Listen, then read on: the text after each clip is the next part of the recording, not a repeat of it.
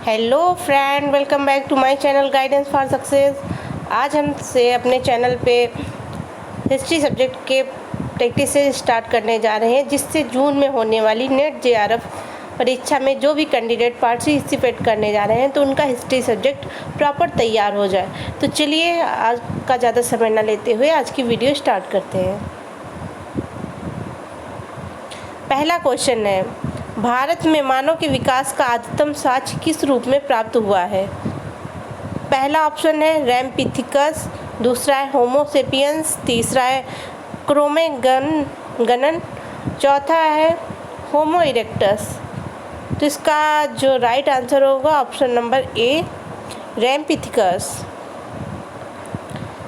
अगला क्वेश्चन है, इनमें से कौन नवपाषाण युग की विशेषता नहीं है? गाइस, हमें नहीं पे विशेष ध्यान देना है, क्योंकि कभी कभी ये होता है क्वेश्चन हमको आते हुए नहीं पे ना ध्यान देते हुए गलत हो जाता है। तो इसलिए पहले क्वेश्चन पे कायदे से पढ़ेंगे और यहाँ पे जैसे नहीं है तो उसको नहीं पे मेन फोकस करेंगे कि कौन सी विशेषता उसने नहीं पूछी है। तो पहला है खेतीबाड़ी, दूसरा है पशुपालन, तीसरा है स्थायी बसावट, चौथा शिकार, पांचवा नगर। तो इसमें जो दिए गए कूट हैं, पहला में कूट नंबर ए में 1, 2 और 3, कूट नंबर बी में 2, 3 और 4, सी कूट में 4 और 5 और डी में केवल 5। तो जो इसका राइट आंसर होगा, पहले चलिए देख लेते हैं नवपाषाण युग की विशेषताएं। पहले देखते हैं कौन कौन सी थी, फिर उसके बाद नहीं जो होंगी। तो पहली विशेषता थी खेतीबाड़ी, वो लोग खेतीबाड़ी भी करते थे। नवपाषाण युग के लोग पशुपालन भी करते थे। स्थायी बसावट यानी वो घर भी बनाने लगे थे। चौथा शिकार, तो वो शिकार भी करते थे। तो इसकी जो विशेषता क्या नहीं है, नगर। जो पांचवा है नगर, नवपाषाण युग में नगर नहीं बनते थे। तो इसका जो राइट कूट होगा तो वो होगा केवल डी, यानी केवल 5 नंबर। अगला है बुर्ज होम तथा गुफ कराल नामक स्थान की खुदाई विभिन्न लोगों तथा संस्था द्वारा कराई गई, जिसे कालानुक्रम के अनुसार सजाई है। पहला है पुरातत्व सर्वेक्षण विभाग, दूसरा है डी टेडा तथा पीटरसन, तीसरा है ए के शर्मा। तो इसका कूट देखते हैं। तो पहला है, दूसरा, पहला और तीसरा। तो जिसका राइट कूट होगा यही पहला ए ऑप्शन है, दूसरा, पहला और तीसरा। दूसरा सबसे पहले जो हुआ था डी टेडा तथा पीटरसन है, उसके बाद पुरातत्व सर्वेक्षण विभाग और तीसरे नंबर पे ए के शर्मा।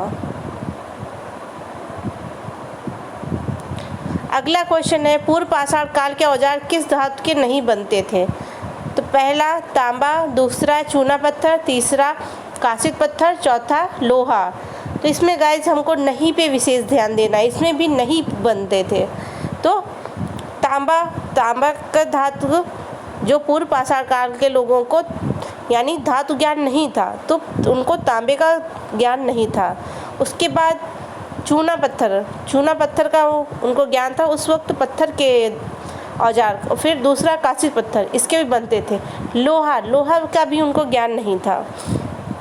तो अब इसका जो राइट कूट होता है, पहला कूट में केवल 1, दूसरे में 2 और 3, तीसरे में है केवल 4 और चौथे ऑप्शन में 1 और 4।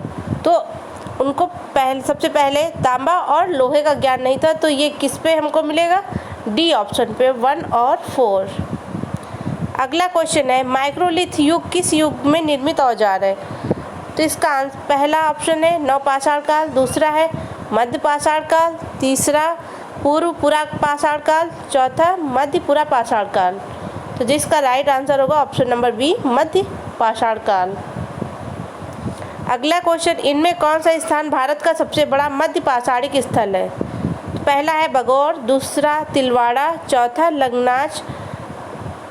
तीसरा लगनाच, चौथा ऑप्शन है बरकच्छा। तो जिसका राइट आंसर होगा ऑप्शन नंबर ए, बगौर।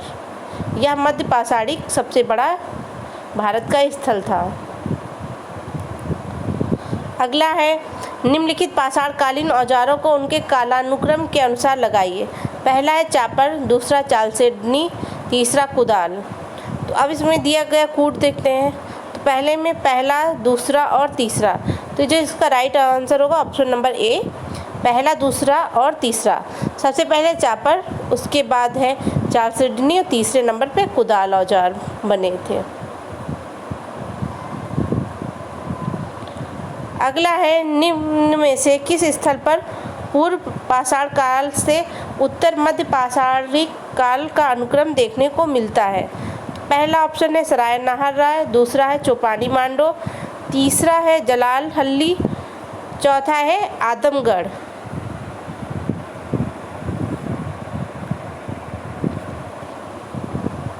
तो जिसका राइट आंसर होगा ऑप्शन नंबर बी, चौपानी मांडो। अगला क्वेश्चन है किस मध्य पाषाणकालीन स्थल में समृद्ध चित्रकारी के साक्ष्य प्राप्त नहीं हुए हैं? तो पहला है भीमबेटका, दूसरा आदमगढ़, तीसरा है प्रतापगढ़, चौथा है बीरभानपुर। तो जिसका राइट आंसर होगा ऑप्शन नंबर 4, बीरभानपुर। अगला क्वेश्चन है नवपाषाण काल में हमें किस पद्धति के विकास का साक्ष्य नहीं प्राप्त होता है? पहला खेती तथा पशुपालन, दूसरा मरणोपरांत जीवन मृत्यु के बाद पुनर्जीवन,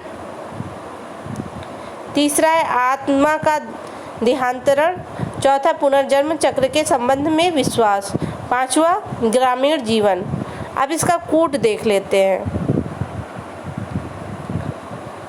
तो पहला है ए कूट में पहला और दूसरा, बी कूट में दूसरा और तीसरा, सी कूट में तीसरा, चौथा और पांचवा, उसके बाद है डी कूट, इनमें से कोई नहीं। तो जिसका राइट आंसर होगा ऑप्शन नंबर डी, इनमें से कोई नहीं।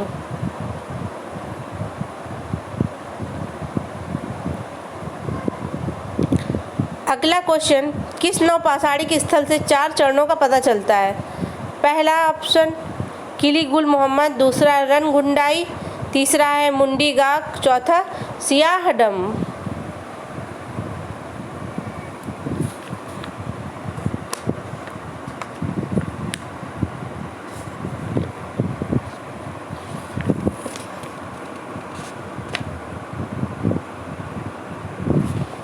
तो इसका जो राइट आंसर होगा ऑप्शन नंबर ए, किली गुल मोहम्मद से 4 चरणों का पता चलता है।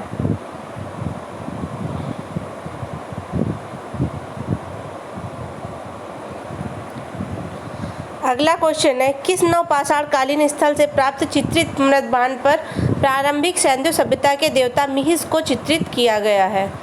तो पहला है गुल्फकराल, दूसरा है बुर्जहोम, तीसरा मुंडीगाक, चौथा अंजीरा।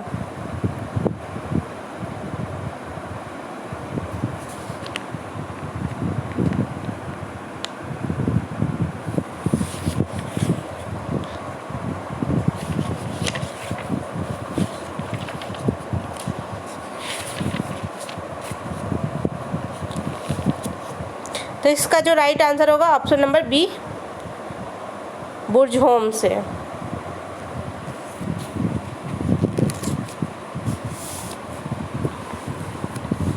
अगला क्वेश्चन है किस नवपाषाणिक स्थल को बलूचिस्तान की रोटी की टोकरी की संज्ञा दी जाती है?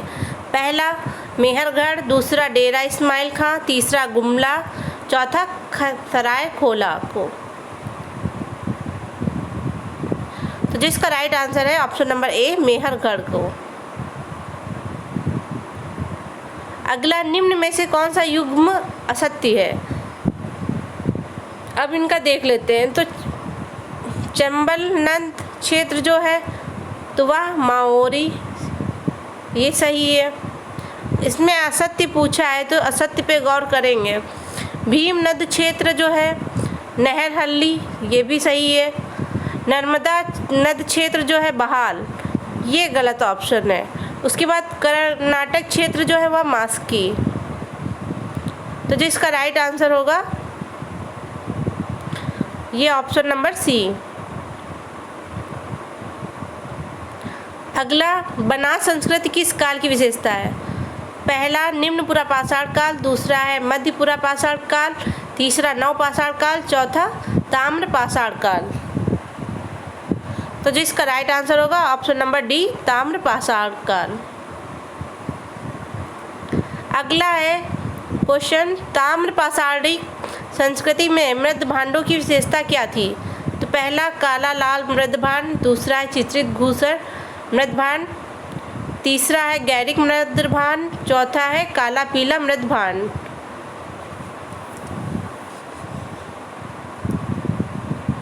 तो जिसका राइट आंसर होगा ऑप्शन नंबर ए, काला लाल मृद भांड।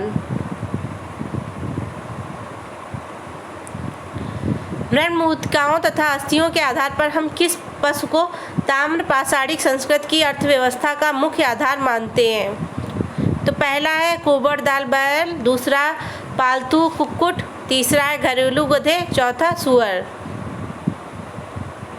तो आप लोग अपने आंसर जितने आप लोगों के सही हो तो कमेंट करके बताइएगा कि आप लोगों ने कितने आंसर गेस किए और आप लोगों की तैयारी कैसी चल रही है।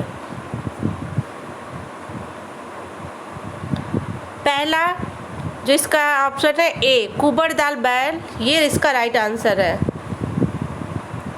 और अगर आपको हमारा चैनल अच्छा लगे तो प्लीज़ चैनल को सब्सक्राइब भी कर लीजिएगा, तो इसी तरह प्रैक्टिस सेट आपको मिलते रहेंगे। अगला क्वेश्चन देखते हैं, किस ताम्र पाषाणिक स्थल में उस काल की बस्तियों के 4 चरण देखने को मिले हैं? पहला नवदा टोली, दूसरा है कायथा, तीसरा एरण, चौथा गिलुंद।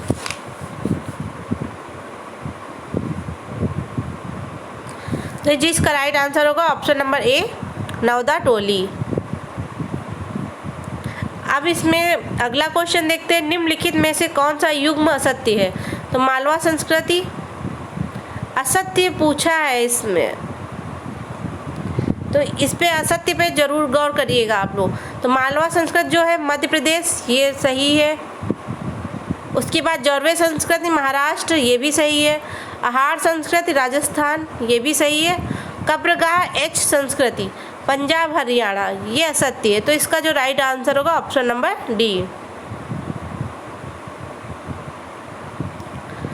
अगला क्वेश्चन, संपूर्ण भारत में ग्रामीण कृषक समुदायों का गठन किस काल की देन है? पहला नवपाषाण काल, दूसरा है ताम्र पाषाण काल, तीसरा मध्य पाषाण काल, चौथा मध्यपुरा पाषाण काल।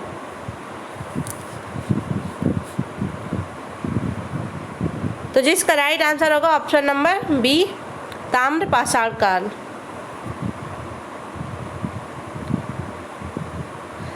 अगला क्वेश्चन, निम्नलिखित में से कौन सा युग्म असत्य है? तो फिर इसमें सत्य पूछा है कि युग्म सत्य है। अभी ऊपर वाले में असत्य पूछा था और इसमें सत्य पूछा है। कभी कभी हम लोगों को यही एग्ज़ाम टाइम पे कंफ्यूजन हो जाती है और हम लोगों को सही आते हुए हम लोग गलत कराते हैं। तो इसमें देखते हैं, खंडक मध्यपुरा पाषाण काल, तो ये गलत ऑप्शन है। उसके बाद है क्वार्टजाइट पूरा पाषाण काल, ये भी गलत है। उसके बाद वेधनिया, तो वेधनिया उच्च पुरा पाषाण काल में बनी थी, तो ये इसका सही ऑप्शन है। और इकधार ब्लेड, ये भी नव पाषाण काल का, ये भी गलत है। तो जिसका राइट आंसर होगा, सत्य पूछा है यहाँ पे, तो ये ऑप्शन नंबर सी, वेधनिया उच्च पुरा पाषाण काल सही है इसका। अगला, निम्नलिखित में से कौन सा युग्म असत्य है? अब इसमें अगला असत्य पूछा गया है। तो पहले देखते हैं, ब्रह्मगिरी महापाषाण उपकरण, ये सही है। फिर आद्यच्या नल्लूर कलश समाधान, ये भी सही है। सहुर झाटी महास्म समाधि, ये भी सही है। तो आदित्य नल्लूर राख वाले टीले, तो ये गलत है। तो जिसका राइट आंसर होगा ऑप्शन नंबर डी। अगला है, पाषाण युगीन शैल चित्रित गुफाएं मध्य प्रदेश के किस क्षेत्र में पाई गई हैं? तो पहला ऑप्शन भीमबेटका, दूसरा अमरकंटक, तीसरा ग्वालियर, चौथा सोनगिरी। तो जिसका राइट आंसर होगा ऑप्शन नंबर ए, भीमबेटका में शैल चित्रित गुफाएं पाई गई हैं। अगला क्वेश्चन है, चिरांद कहाँ अवस्थित है? पहला है गंगा यमुना, दूसरा है गंगा सोन के संगम पर, तीसरा है घाघरा गंगा के संगम पर, चौथा नर्मदा ताप्ती के संगम पर। तो जिसका राइट आंसर है option number C, Ghaghara Ganga के संगम पर। अगला क्वेश्चन, भीमबेटका की खोज किसने की थी? पहला ऑप्शन सर रॉबर्ट ब्रूसफूट ने, दूसरा है सर जॉन मार्शल ने, तीसरा MS वत्स ने, चौथा विष्णुधर बाकड़कम। जो इसका राइट आंसर होगा ऑप्शन नंबर डी, विष्णुधर बाकड़कम। मेरी पूरी वीडियो देखने के लिए आप लोगों का बहुत बहुत धन्यवाद। आपको वीडियो कैसी लगी प्लीज़ कमेंट करके बताइएगा, और आप लोगों के कितने आंसर सही हुए तो आप लोग कमेंट बॉक्स में कमेंट करके ज़रूर बताइएगा कि आप लोगों ने कितने आंसर सही गेस किए हैं। और जो अभी तक हमारे चैनल पर नए हैं, जिन्होंने चैनल को सब्सक्राइब नहीं किया तो प्लीज़ चैनल को सब्सक्राइब, लाइक और वीडियो को शेयर करिएगा, जिससे और लोगों की भी तैयारी अच्छी हो सके। तो चलिए मिलते हैं अगले प्रैक्टिस सेट में, तब तक के लिए बाय बाय।